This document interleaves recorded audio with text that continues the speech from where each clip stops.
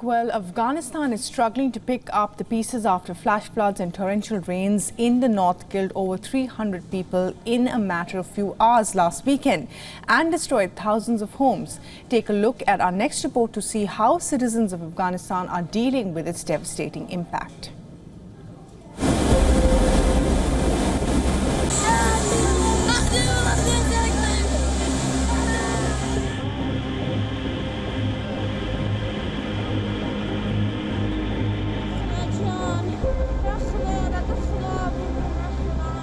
And the brutal aftermath.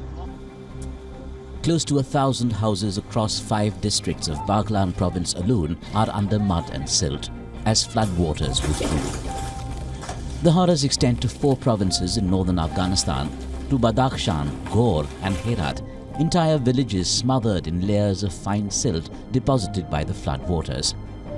Houses, roads and infrastructure, farming fields, vehicles have been destroyed. Hundreds of humans and livestock paid with their lives and livelihoods, and it all happened in a space of less than an hour.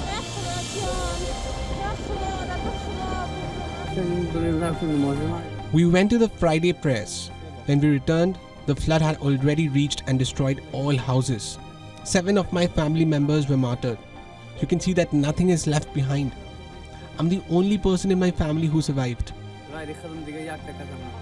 We have no food, no drinking water, no shelter, no blankets, nothing at all.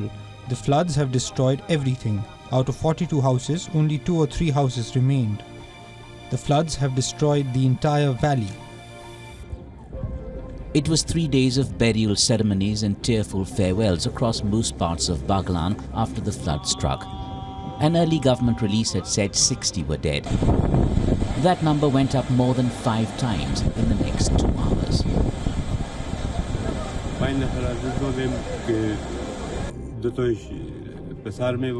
I lost 5 members of my family, 2 sons, 2 daughters, and their mother as a result of this devastating flash floods.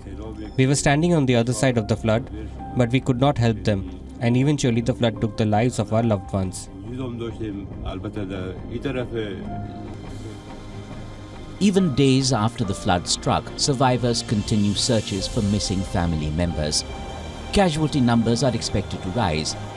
Floodwaters have cut off access to parts of Baghlan province where about 20,000 people lived. A state of emergency has been declared in the affected areas. Emergency personnel continue to carry out searches for victims under the mud and rubble. Security forces, the National Army and police have been deployed. The UN World Food Programme and other relief agencies have stepped in. Big challenges before the Taliban government again. The assistance sent to many of these provinces were distributed to the affected people. We sent food and other assistance from Kabul to Baghlan province, which suffers the most, and also some materials that we had in Mazar-e Sharif were also sent there. Currently, some of our fellow citizens and charity organizations have also been stepping up and assisting the affected families. Ill-fated Afghanistan is not new to natural calamities by any means. More than 100 people were killed in floods in Afghanistan and Pakistan a month back. Thousands died in earthquakes in January and October before that. People are still struggling to pick up the pieces from those calamities.